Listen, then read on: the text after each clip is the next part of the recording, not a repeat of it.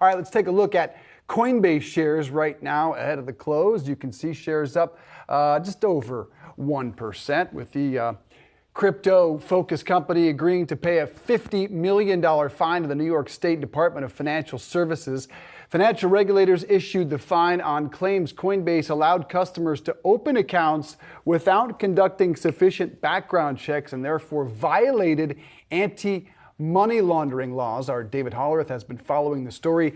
David, I butchered the numbers there, up 11%. Bad eyes, need the glasses to read anything on that television screen there. What's the latest?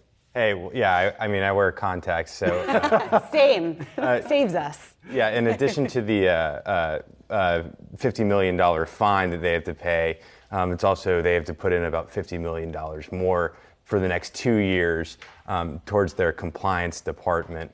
And of course, this is coming from the New York State Financial Services Department. And the superintendent has come in and sort of explained this in the release. And essentially, it's an issue of growth, which is obviously interesting because that is a reoccurring problem for crypto, I would say this year, over the last year, is I guess we could say. So essentially what happened is they had a transaction monitoring system, and over time they let the amount of alerts that they had unanswered in terms of unknown transactions accumulate, and they had been repeatedly asked for more compliance by the state regulator. And clearly this comes during a time where a lot of, after FTX, everyone is expecting, has to assume the worst, at least if you're a regulator, yeah.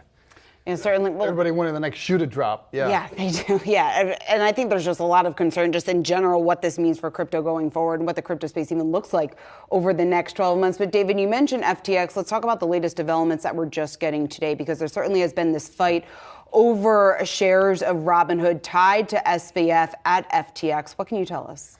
Yeah, today FTX lawyers in the bankruptcy case have pointed out that the Justice Department in the criminal case is in the process, or potentially has already, the language wasn't very clear, seized the Robinhood shares that were originally bought by Sam Bankman-Fried. Now, the situation that's interesting here is they were bought through a shell company called Emergent Ventures. And at one point during sort of the last days of FTX before they filed for bankruptcy, they were also, these shares were promised as collateral to BlockFi, the crypto lender that went bankrupt because of FTX.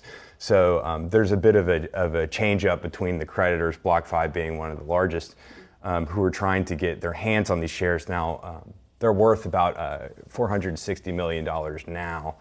That's obviously gone down a little bit, but... it's still the biggest piece of value existing, right? With the FTX bankruptcy. Yeah, not last year, but obviously it's the asset that has held the value the most. Right. Other than a few pieces of real estate, that's really all they've got. All right, David Hollerith, good stuff. Thank you, man.